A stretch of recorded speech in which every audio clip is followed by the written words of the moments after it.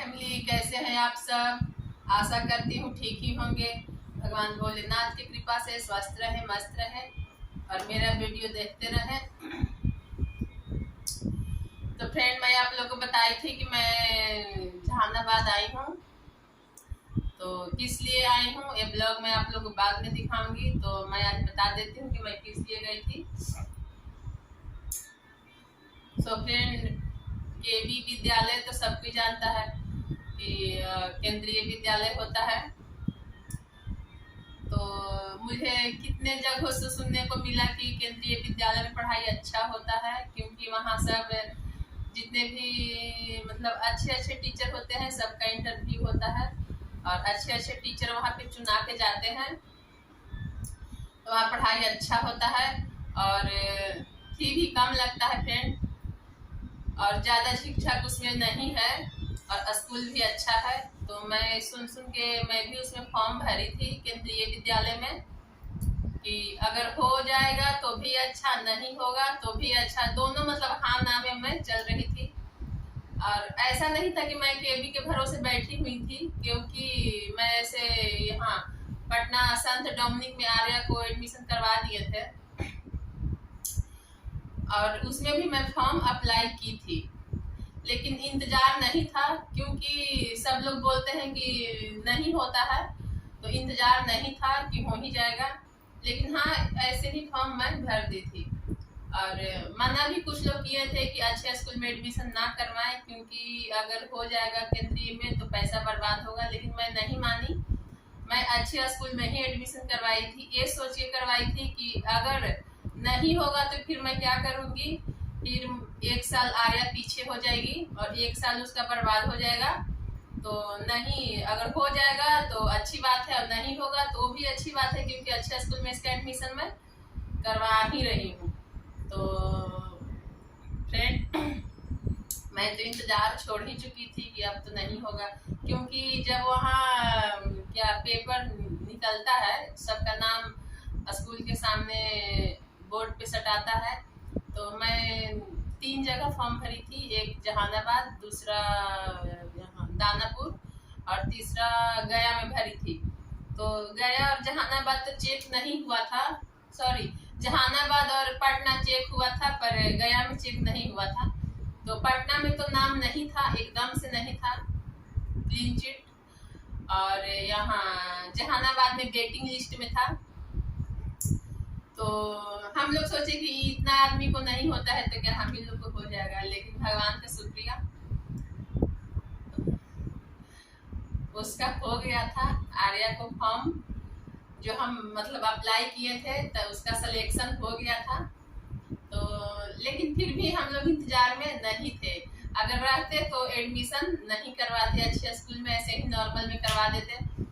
तो एक दिन क्या हुआ, एक दिन नहीं, पिछले थर्सडे को, हाँ पिछले थर्सडे को क्या हुआ कि मेरे पास एक फ़ोन आया।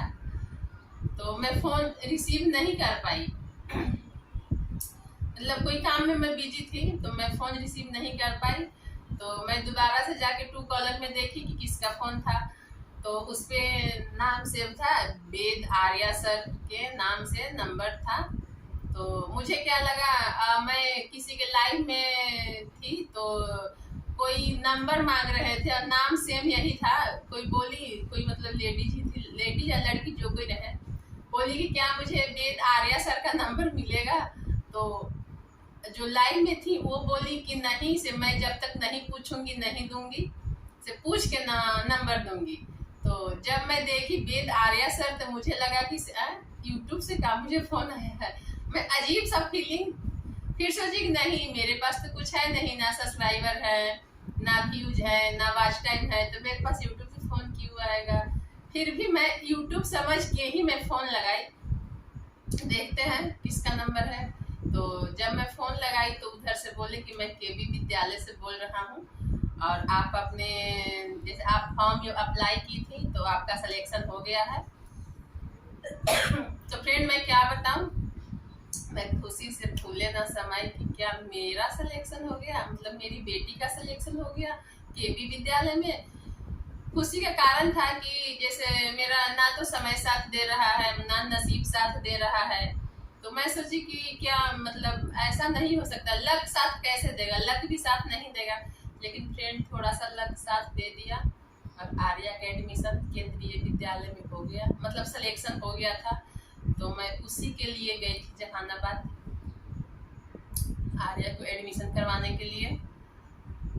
तो और इधर कुछ दिन से मेरा ब्लॉग भी नहीं आ रहा था क्योंकि मैं बहुत ज़्यादा बिजी थी। अभी भी मैं बिजी ही हूँ, लेकिन मैं सोची कि थोड़ा सा आप लोग को हिंट दे देती हूँ, उसके बाद फिर ब्लॉग मैं बनाते रहूँगी और आप लोग को बताते रहूँगी। तो मैं यही कारण था जहानाबाद मैं गई थी। और जहानाबाद गई फ्रेंड तो मैं बहुत परेशान हुई, बहुत परेशान, बता नहीं सकती हूँ कि मैं कितना परेशान हुई, बहुत ज़्यादा परेशानी हुआ। और अभी तो मैं लौट आई हूँ पटना, लेकिन फिर से मुझे जाना है क्योंकि वहीं मुझे शिफ्ट होना पड़ेगा कुछ दिन के लिए बोलूँ तो, क्योंकि अभी क्लास वहीं से करेगी आर्या, अभी यहाँ नहीं करेगी क्लास, इसीलिए मुझे जहानाबाद फिर से शिफ्ट होना पड़ेगा। अब आप लोग सोचिए कि मुझे शिफ्ट होने में कितना परेशानी होगा। तुरंत मैं डेरा खाली करके यहाँ आई हूँ जहानाबाद से, और फिर यहाँ से मुझे जहानाबाद जाना पड़ेगा। सोचिए मैं कितना परेशान हूँ, दिमाग काम नहीं कर रहा है, कुछ समझ में नहीं आ रहा है, बहुत ज़्यादा मैं टेंशन में हूँ। टेंशन बता नहीं सकती हूँ कितना टेंशन है फ्रेंड, लेकिन जीना है इसी टेंशन के साथ। अब तो कोई सहारा देने वाला है नहीं, तो इसी टेंशन के साथ जीना है और इसी टेंशन के साथ समय आने पे मर जाना है, और क्या है। तो मैं इतना तो बता दी कि जहानाबाद में क्यों गई थी, तो आप लोगों को पता हो गया। तो और वहाँ मैं किस किस से मिली, क्या क्या की, वो भी मैं आप लोग को ब्लॉग के द्वारा बताऊंगी, लेकिन इस ब्लॉग में नहीं, नेक्स्ट ब्लॉग में।